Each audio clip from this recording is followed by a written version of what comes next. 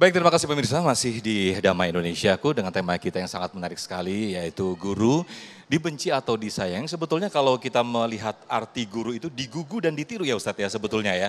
Teladan. Nah itu dia, tapi yang terjadi malah justru ada yang membenci, Masya Allah ini na'udzubillah, summa na'udzubillah. Nah kita akan perdalam materi kita pada siang hari ini dengan sesi tanya jawab. Ada Masya Allah ini jamaah muda-mudi yang sangat luar biasa sekali ingin bertanya, akan dijawab oleh Ustadz Riza Muhammad terlebih dahulu. Ada Raika, Ananda Raika, oke silakan boleh berdiri. Assalamualaikum warahmatullahi wabarakatuh. Waalaikumsalam warahmatullahi wabarakatuh. Perkenalkan nama saya Raika Lingga Johari, anak asuh DKM Al Muslimun. Saya sekolah di SMP Negeri 8 Kota Bogor. Dan saya akan bertanya, apa yang seharusnya dilakukan seorang guru dalam mendidik siswa yang mempunyai keterbatasan dalam pembelajaran? Keterbatasan dalam pembelajaran maksudnya ilmunya tidak begitu banyak begitu ya mungkin ya. Termasuk atau mungkin bagaimana mendidik murid yang benar begitu ya. Oke, baik. Silakan Ustadz Riza Muhammad. Boleh sambil turun Ustadz biar bisa. Iya. Rika masih SMP ya. Pas banget ini, Tilmidun. Tapi posturnya SMA. Bahkan kuliah. Anak sekarang begitu Ustadz ya. Masya Allah. Saya akan menjawabnya dengan satu hadis riwayat Ibnu Majah nomor 4259.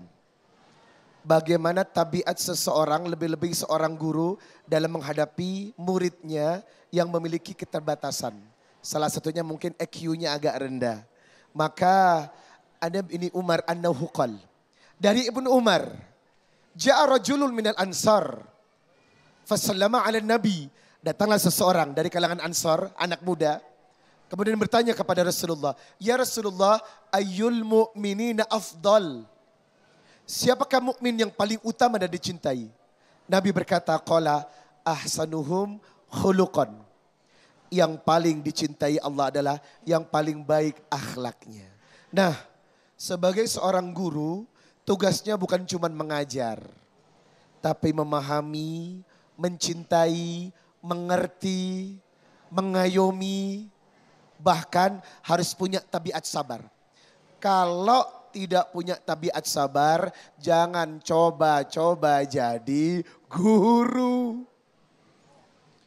Seperti saya sebagai seorang mubalik dan ustadz, apakah tidak ada banyak caci maki yang menghampari saya? OMG, hello. Banyak kali.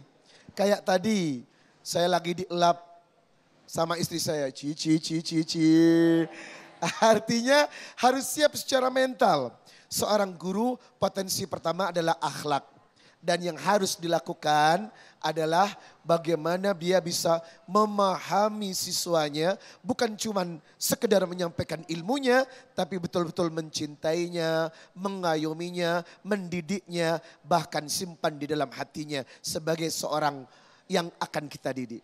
Nah ketika seseorang menjalankan tugasnya guru dengan akhlak, sabar, ikhlas, maka insya Allah setiap kendala yang akan datang ataupun sedang terjadi akan bisa teratasi. Jadi insya Allah kuncinya adalah sabar, akhlak, mengerti dan memahami. Satu lagi yang paling penting, mencintai. Baik, Demikian Rika. Jawabannya sangat menarik sekali. Namun bagaimana jika sebaliknya terjadi seperti ini Ustadz Riza? Ya. Ada seorang guru yang mungkin secara kafaah ilmunya tidak seberapa, justru lebih pintar dari muridnya. Nah kadang murid merasa wah ngeremehin nih. Nah ini harusnya sikap apa yang dilakukan oleh si murid ini Ustadz? Sikapnya dari muridnya nih. Iya kepada Ketika melihat Ustadz, kepada guru. Kemampuan gurunya ternyata di bawahnya dia. Di bawahnya dia. Kembali kepada etika dan akhlak. Innama bu'istu liutammima solihal akhlak. Demi Allah.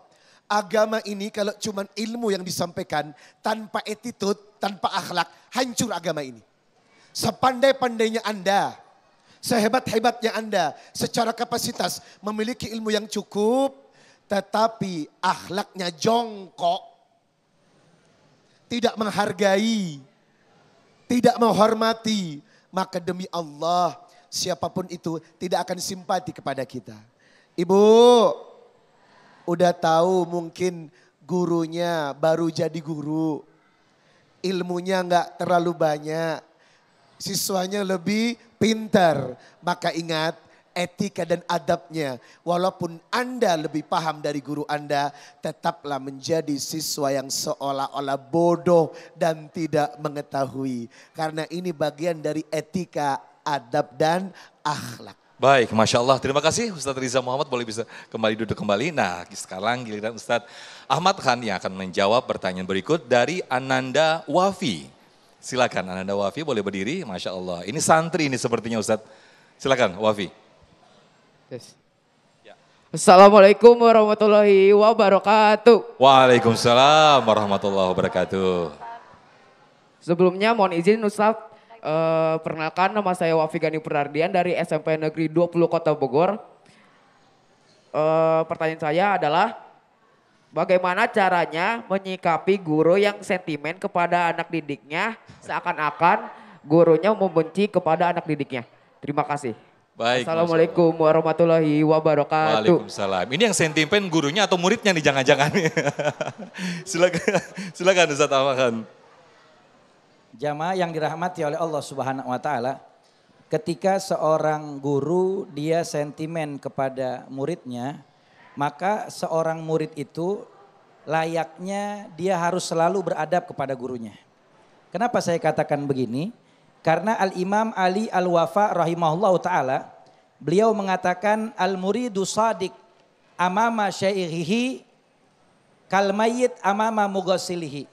Kata Imam Ali Al-Wafa rahimahullah ta'ala, seorang murid yang jujur di dalam menuntut ilmu, maka di hadapan gurunya itu adabnya dia layaknya mayit yang berada di hadapan orang yang memandikan mayit atau jenazah. Jenazah atau mayit ketika dimandikan oleh yang memandikan, maka dia ngikutin gak? Ngikutin. Mau diangkat tangannya, ngangkat gak tangannya? Mau dibalikan ke kanan, berbalik gak badannya? Mau dibalikan ke kiri, berbalik gak badannya?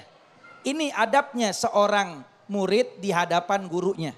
Seorang murid itu ketika mendapati gurunya marah, ketika mendapati gurunya itu mendidik dia dengan tarbiyah, dengan akhlak, dengan adab, maka seorang murid dia harus sabar melayani dan sabar menerima dari seorang guru tersebut. Selama sesuatu yang dilakukan tidak bertentangan dengan syariat Allah Subhanahu wa taala. Coba lihat para ulama, para kiai, para mualim, para habaib yang sekarang jadi ulama-ulama besar yang mumpuni ilmunya, yang paham Quran dan hadis, paham dengan ilmu-ilmu di dalam bidang-bidang yang banyak. Mereka tidak akan jadi seorang yang alim kalau tidak ditempa oleh gurunya dengan pendidikan, dengan adab, dengan akhlak, dengan marah dan lain sebagainya. Karena lihat, kalau murid yang digampangin, murid yang dientengin, murid yang gak diperhatiin, murid yang kalau dia gak hafalan dibiarin, murid yang kalau melanggar tidak dia beri peringatan, maka gak jadi orang sekarang. Gak jadi orang, gak dapat keberkahan ilmu, dia gak punya semangat yang tinggi di dalam menuntut ilmu. Makanya seorang guru itu dia lebih mengetahui kapasitas seorang muridnya. Murid ini kalau tidak dipecut dia tidak akan paham. Murid ini kalau tidak diberi peringatan dia tidak akan paham. Murid ini kalau tidak diberikan tasjid semangat dia tidak akan paham. Maka tidak akan menjadi seorang yang berilmu. Tetapi seorang guru juga ada batasan-batasan. Ketika mendidik muridnya tidak melakukan sesuatu yang menyebabkan muridnya luka, menyebabkan patah tulang, menyebabkan memar pada anggota tubuhnya. Tetapi seorang guru memberikan pendidikan dengan adab, dengan akhlak, dengan kesabaran. Tetapi ada murid yang memang harus dikerasin. Ya. Dan guru itu tahu bahwa itu yang terbaik untuk muridnya. Maka seorang murid sabar menerima perlakuan dari gurunya selama tidak menjadikan sesuatu yang berbahaya bagi dirinya. Maka insya Allah di situ ada keberkahan dari gurunya. Amin, amin. Masya Allah. Terima kasih Ustadz Ahmad Khan atas jawaban yang sangat luar biasa sekali. Kita masih akan memperdalam materi yang sangat luar biasa sekali ini di Guru Dibenci atau Disayang. Tetaplah bersama kami di Damai Indonesiaku.